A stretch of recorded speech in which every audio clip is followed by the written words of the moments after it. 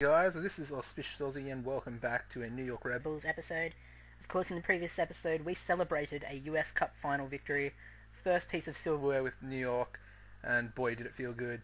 And if you haven't watched haven't watched that episode, guys, go back to the previous episode, episode 59 I think it is, and give it a watch. I mean, I sort of have like a bit of a crazy moment at the end when we actually win.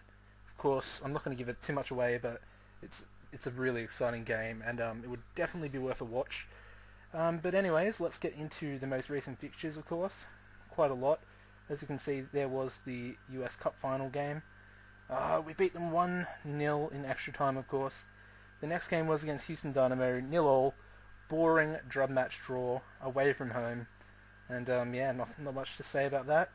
We then faced FC Dallas and managed to pick up a 2-0 victory at home, which was quite pleasing over FC Dallas, of course. Michael Botello, 9.0 man of the match rating, Javier Durkin and Botello on the score sheet.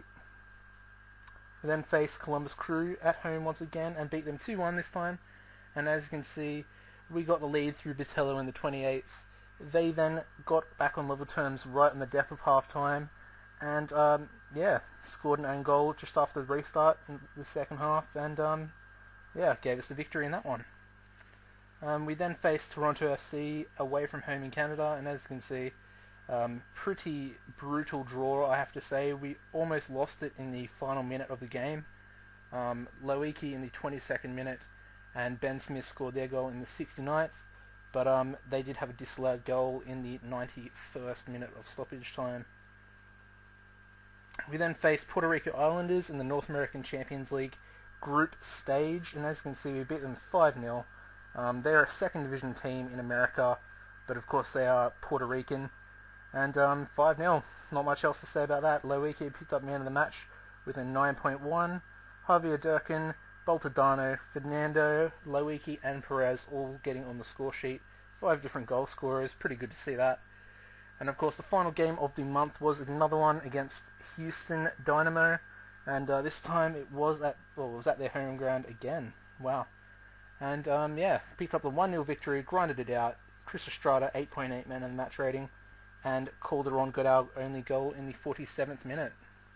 Of course, that that does leave us today with Montreal Impact, another one of the massive Canadian teams out there, and should be quite an exciting game. Let's get into it now, I guess. Don't delay the inevitable. We do have quite a few fatigued players out there, conditioning-wise. So we're going to bring Petkovic in for Rodriguez. Let's move him over. And we are also going to bring in Loiki for Calderon. And we'll chuck Vasquez on the bench.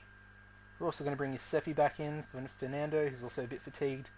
And yeah, that should probably do us.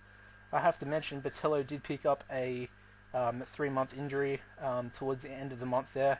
And I have to say it's really disappointing, but Perez, the 19-year-old right winger, has come in and he's played well so far.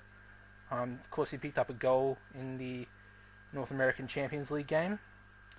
And as you can see, Impact are lining up in a 4-5-1 sort of formation, or a 4-2-3-1, if you would like to call it that.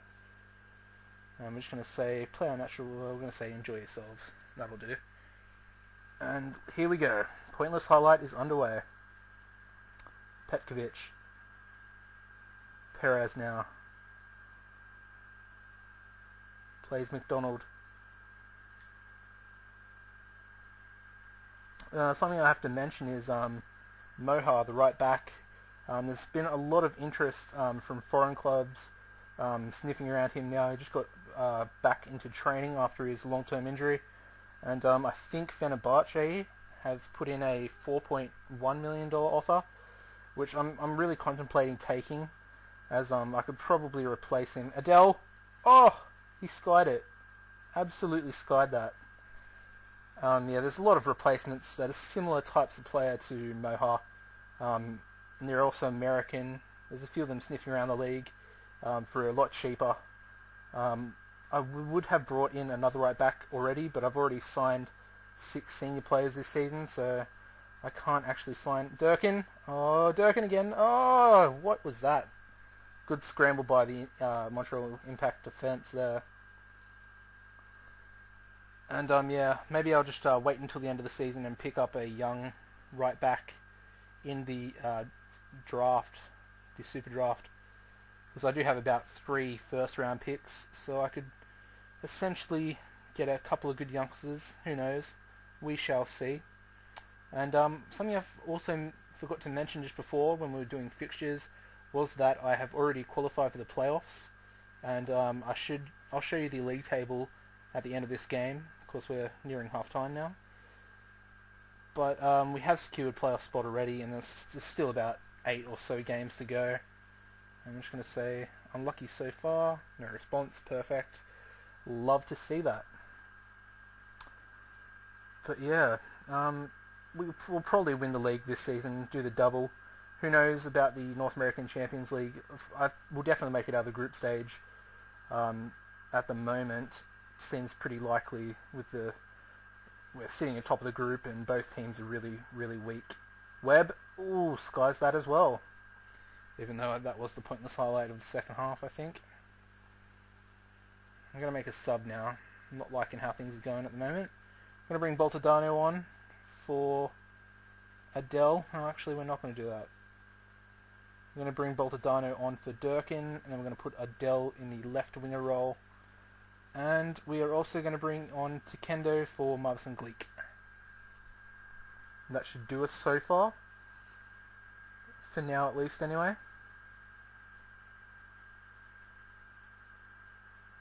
70th minute.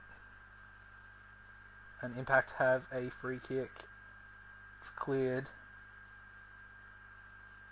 And that's a penalty. Oh my god. Yosefi, what are you doing, son? What are you doing? It's a yellow card as well. And Montreal now have the chance to get the lead in this game. That's a good penalty. And they have taken the lead, so that's not very good so far.